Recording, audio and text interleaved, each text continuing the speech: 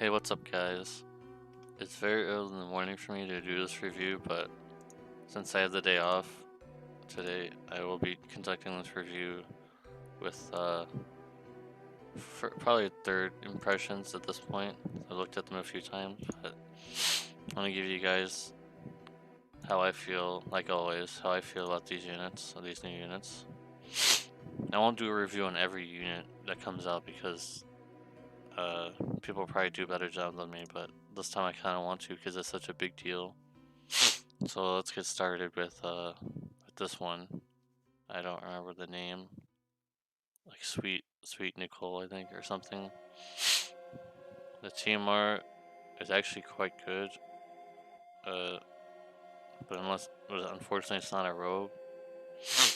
But on this at this point in the game, honestly, it doesn't really matter anymore because a lot of mages have unconditional magic boost. A lot of units just have unconditional magic boost or just any kind of boost nowadays. So for global people, don't be discouraged that these are just closed because it really doesn't matter anymore. You can put these on any mage and it'll still be pretty good. There's very few times where there's conditional boost nowadays on the JP side. This, I wish this had HP instead of MP, but it's still pretty good. I don't think it's worth chasing. 80% ice resistance is good, but nowadays you kind of want to have multiple resistances on one thing, on one slot. So like an accessory with several several resistances, or Menphilius TMR or Garnet's TMR is way more useful than this. You notice this is pretty good. Don't chase this, I don't think, unless you really like the character for some reason. Now let's get into the nitty gritty. This requires the FFBE series boss to defeat, which I don't know. It doesn't really seem that good. It gives some modifiers, allows for quad casting. Nah, it's okay. This is useless for arena only. These are okay, but for the most part, I really don't understand the point of this unit, really. The kit is very small. It's like it's trying to be support, but it's also trying to be a chainer. But like the chaining, it's really not that high. There's stacking available, but these are just not really that useful. Like, I can't see that this unit would be that great because there's just nothing really here. There's not much here. There's not a lot of meat to the bone, if you understand what I'm saying. There's a few things that are neat, but like in a hard trial, I'm looking at these with hard trial examination eyes. How are you going to slot this guy into your team? Where are you going to fit him in? Most of the times you don't have room for a buffer, and this guy's kind of a buffer, maybe. He's also kind of a chainer, like a magic chainer, so like, I don't really know where you would have the time to put this guy in. You'd rather have someone stronger than him. This is pretty good, I guess. But 30 MP is not so great anymore unless you quadcast this. There's other units that can do something like this, and this is selfish, so far, I don't know. I'm not really sold on the unit. I don't think he's worth going for. I personally don't feel like he's anything that's worth putting on your team if you have someone who's better than this guy. He's just another mage, another cookie cutter mage that's been coming out lately, except he has less utility. I mean, he has some utility, but he doesn't have, like, he just doesn't, there's just not a lot of substance to this unit. This is nice. I think this so far is the only nice thing I've seen so far, is being able to freeze chain with Medina and the 4-star base that came out a while ago. But other than that, I just don't really see anything.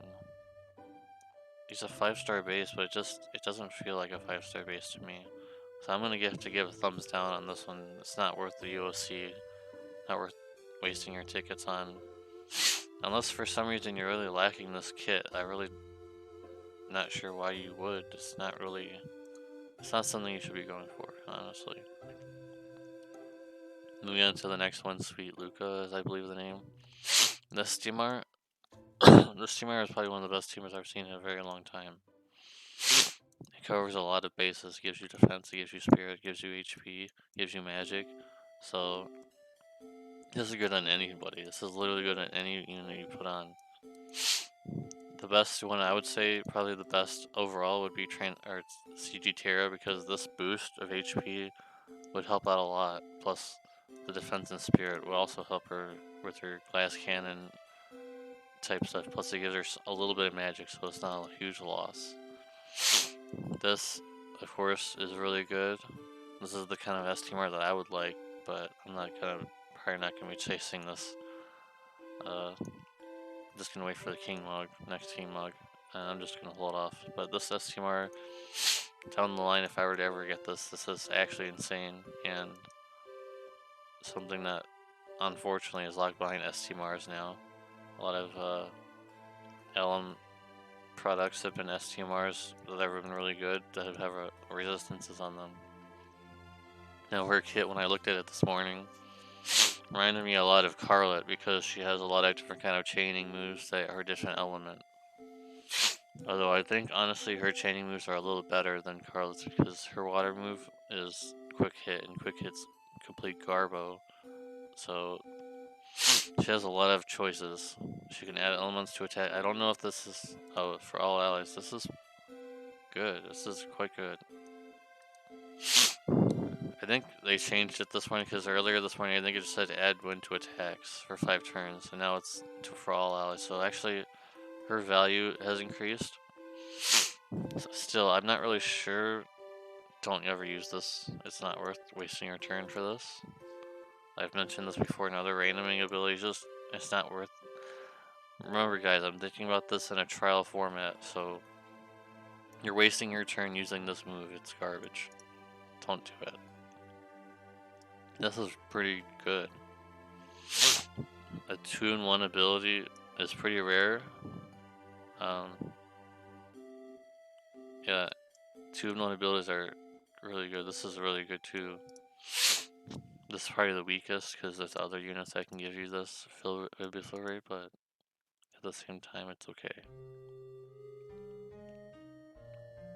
Oh, you're right. I'm not so sure about this one. There's a random chance that could be one of these things.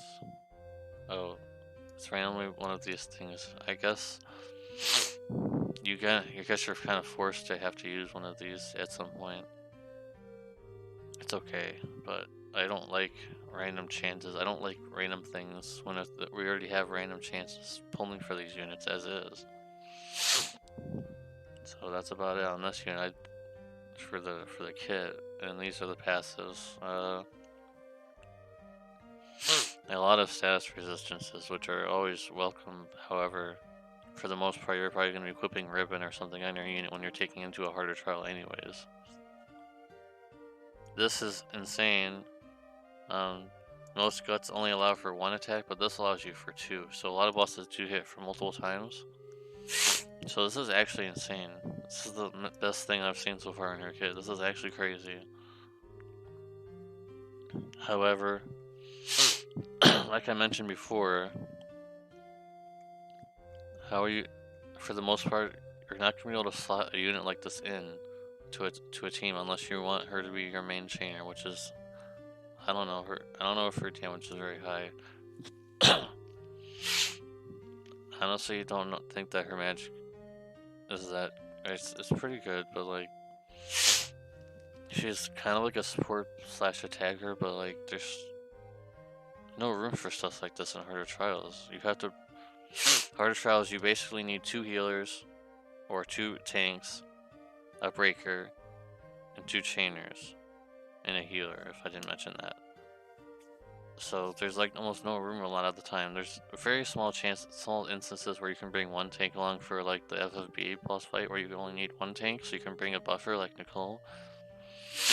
But for the most part, you don't have room for fun units like this. This is a fun unit. This would be something you bring out for fun. But for the most part, I just don't see how you would slot this into an actual team. And that's just my honest opinion. Maybe if you can OTK one of the lesser, harder bosses, maybe you can bring her along for her imperils or things, but otherwise just kind of meh. I really like the TMR though, but unfortunately I don't think I'm going to be pulling further for the TMR. Maybe if she comes down the line and I get this, that would be crazy. And this would be really crazy. So that's about all I have to say on that. Just both of these Valentine's units are just I'm not really feeling it. You might find other reviewers who find something better about these units, but I kind of just one of those units that you just pass on, in my opinion. And lastly, the most topic of debate lately, this unit, who is not UOC-able, unfortunately. So I can't recommend UOC her since she's not UOC-able. Very unfortunate, and only pullable from the banner or step up. I would recommend at least using some tickets because the 5% chance, and typically they don't let you use tickets on those kind of higher up rated banners, so your tickets have a slightly higher value than normal. I will say in advance, I did get her in my ticket pulls. I didn't think to broadcast that or videotape it because I didn't think I would actually getting it.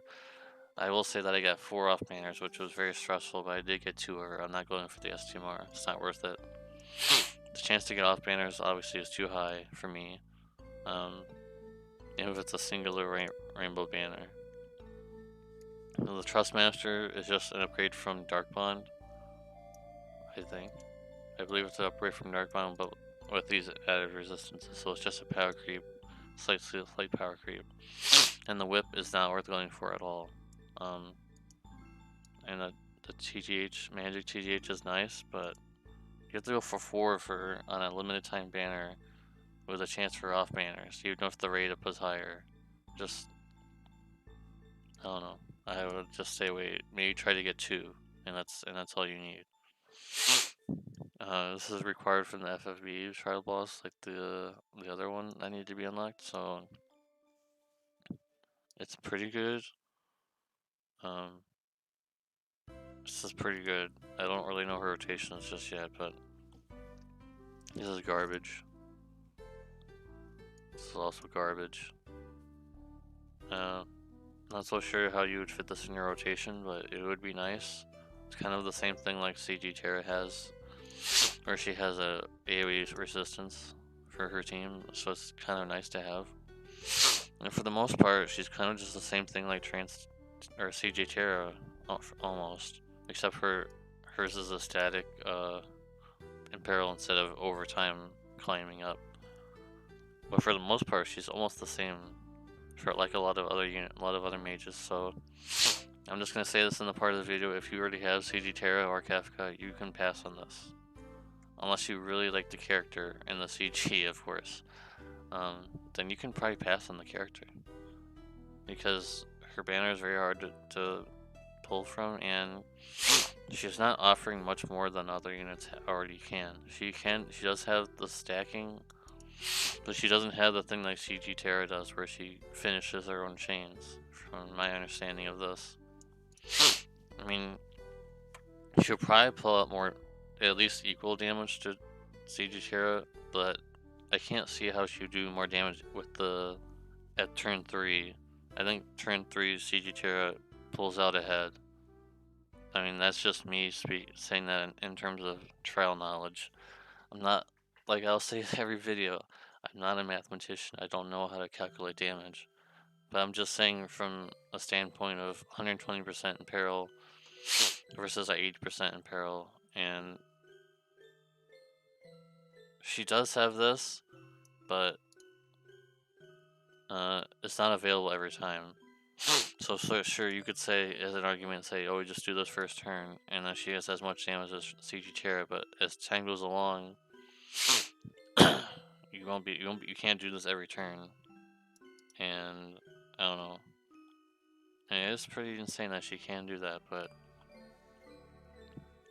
for the most part, she is almost something similar to other mages coming out, like X Death, like CG Terra, except for the chain capping, and like Kefka, almost identical to Kefka in a lot of aspects.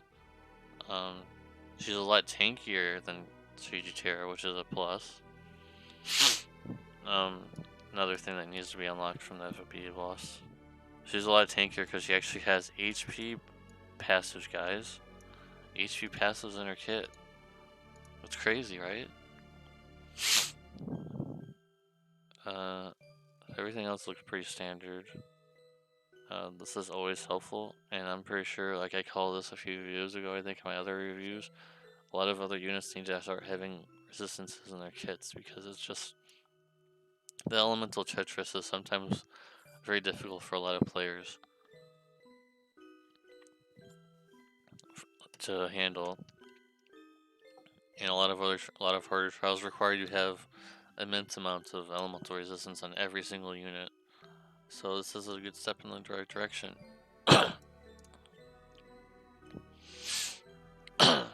Should us have the ability to get her LB filled pretty quickly, which is quite nice. And as I mentioned, for the most part, you just get magic for anything. You don't have to equip anything.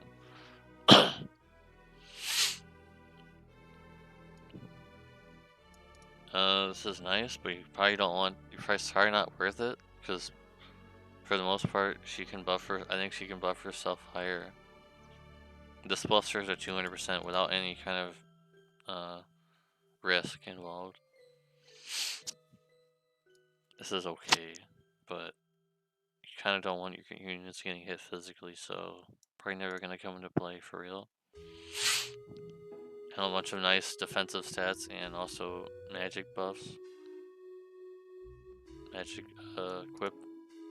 Some higher modifiers for certain things. Magic, you're probably never going to use any of these except for like story missions or something. And this is her limit burst maxed. It's pretty good. It reminds me a lot of like Faye, who can imperil for elements that he uses,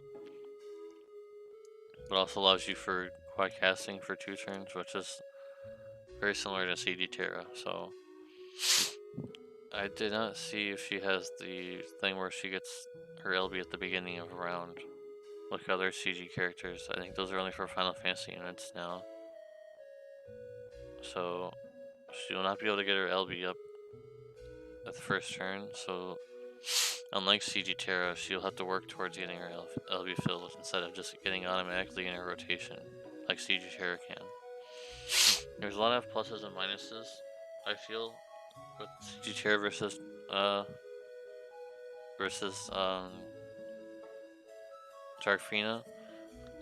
I feel like it's kind of a neck and neck thing at times because at turn 1 she can do more damage, but I'm not so sure if by turn 3 I'm not so sure if she'll do the same amount of damage because CG Terra does get access to that 120% imperil at that point, and if she can cap her own chain as well, CG Dark Fina cannot do that.